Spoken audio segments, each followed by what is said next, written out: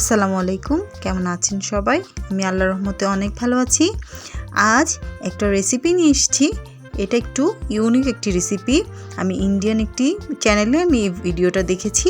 চলুন কি কি লাগছে দেখে নিই। লাগছে লেবু ছোট টুকরো করা, লাগছে পাঁচফোড়ন গুঁড়ো, লাগছে মরিচের গুঁড়ো, লাগছে সরিষার তেল, লবণ।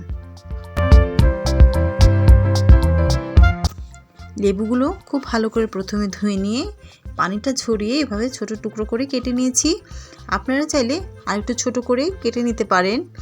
যেহেতু এই লেবুর আচারটা রান্না হবে না, এটা জাস্ট মাখিয়ে রাখা অবস্থায় এভাবেই তৈরি হবে, তো আপনারা চাইলে আরেকটু মোটা খোসাযুক্ত লেবু নিতে পারেন, তাহলে তেতো ভাবটা একটু কম লাগবে। লাগছে লবণ, লবণটা একটু বেশি পরিমাণেই দিতে হবে।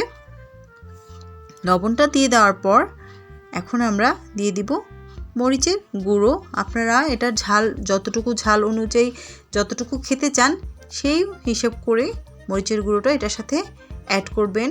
আমি প্রায় 2.5 চামচের মতন মরিচের গুঁড়ো এটার সাথে অ্যাড করেছি। এরপর দিয়ে দিচ্ছি পাঁচফোড়নের গুঁড়ো। আমি পাঁচফোড়নটা বাসায় হালকা একটু টেলে নিয়ে পাউডার করে নিয়েছি। এখন এটা প্রায় 2 চামচের মতো দিয়ে দিচ্ছি।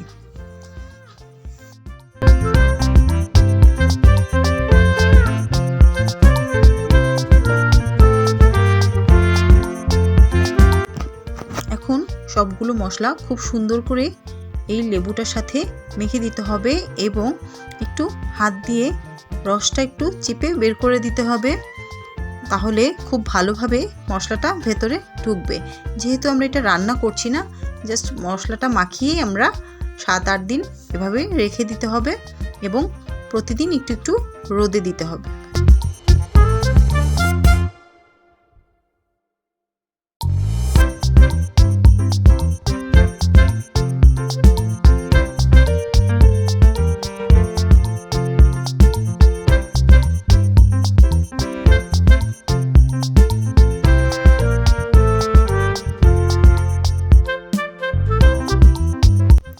এই আচারটা খেতে একটু তেতো লাগলেও কিন্তু এটার টেস্ট আমাদের স্বাদ বৃদ্ধির জন্য অনেক উপকারী একটি আচার।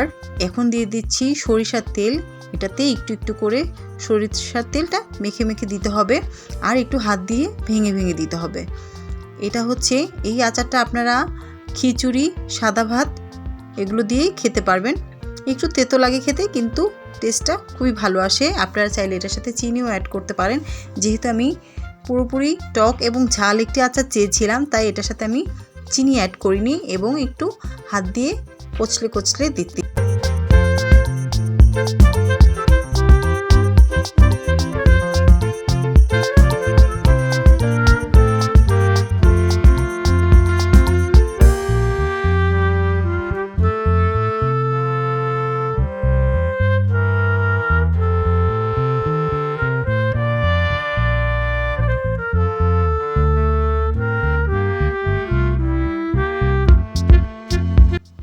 মশলাটা ভালোভাবে মাখিয়ে নেওয়ার পর এবার আমি একটি কাচের জারে এই আচারগুলো রেখে দেব এবং পরিমাণ মতো তেল দিয়ে আচারটাকে তেলে ডুবিয়ে রাখবো।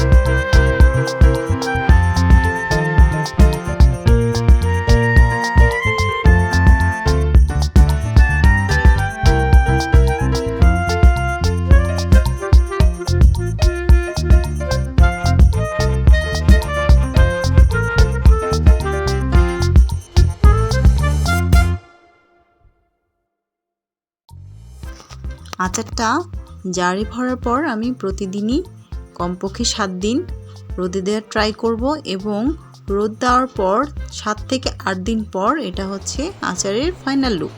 আপনারা দেখতে পাচ্ছেন খুবই সুস্বাদু দেখতে আশা করি সবার ভালো লেগেছে। আমার জন্য দোয়া করবেন। আল্লাহ হাফেজ।